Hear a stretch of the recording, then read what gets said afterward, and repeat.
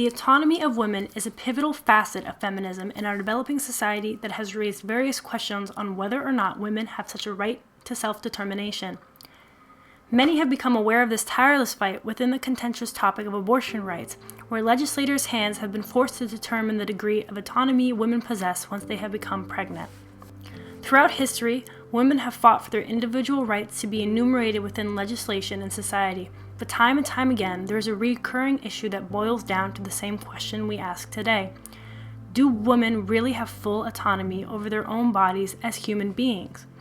While there are numerous historical instances we can turn to in attempts to answer this question, today we will focus on purity culture and the role it has played in women's tireless fight to gain control over their bodies as sexually autonomous people.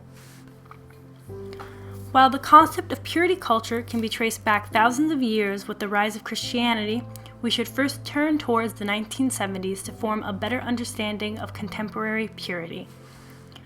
During and following the civil rights movement, white American second-wave feminists began to vocally challenge their exclusion from the workplace and politics.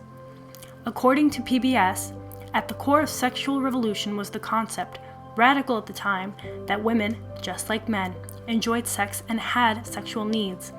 In other words, women began to advocate for an increased sense of public visibility, sexual autonomy and liberation, and entry back into the workforce. Liberalism of the 60s and 70s, while making huge strides for the white middle class, was met with severe backlash from political and religious conservatives. In response to the increased visibility and autonomy that some women were gaining in the wake of the civil rights and second-wave feminist movements, evangelicals cited their faith as a justification to deny women the same rights they were striving towards. Evangelicalism and right-wing conservative politics that often aligned with the beliefs of this group of voters began to mobilize.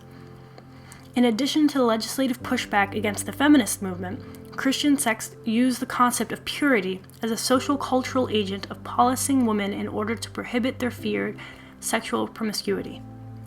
From the 70s into the 90s, a movement began in Christian youth groups at Christian schools and among homeschool families as a counterattack against the rise of AIDS, teen pregnancy, and cohabituation.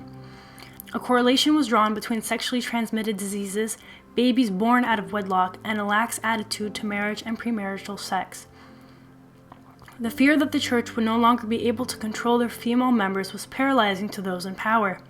If women were given the flexibility to explore their sexuality and assert agency over their lives, who is to say they wouldn't abandon the roles within the family and the church, causing a whole hierarchy contingent upon the exploitation of Christian women to crumble in mere moments? In today's age, we live in a sexually liberating society, one that embraces individual sexuality without severe repercussions of being open. Despite the ever-growing presence of sexual promiscuity, purity culture still subtly makes its way into everyday life, whether within popular culture or religion. One popular instance of this trend is the Netflix original show Bridgerton. Bridgerton first aired in December of 2020 during the peak of the coronavirus pandemic.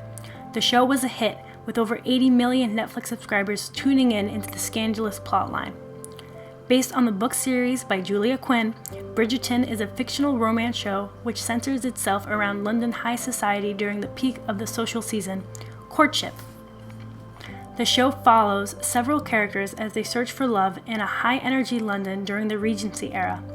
Overlapping with the Romantic era, the Regency era was widely known for its emphasis on modesty, nobility, and gentry.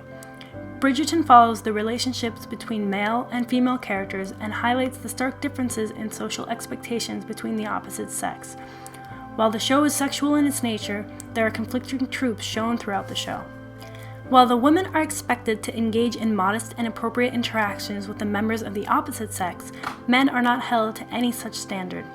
Similarly to the purity culture in the 1990s, women were not provided sex education and are essentially clueless when it comes to this physical intimacy of relationships. The only sexual education they receive is provided to them by their husband after they are married. If a woman's honor is compromised outside of the marriage, this must be hidden from the public out of fear of scrutiny and social isolation. While this is the narrative that is written for the female characters, the men are free to engage in sexual activities without any repercussions. These social expectations emphasize the inequality between men and women when it comes to sexual autonomy.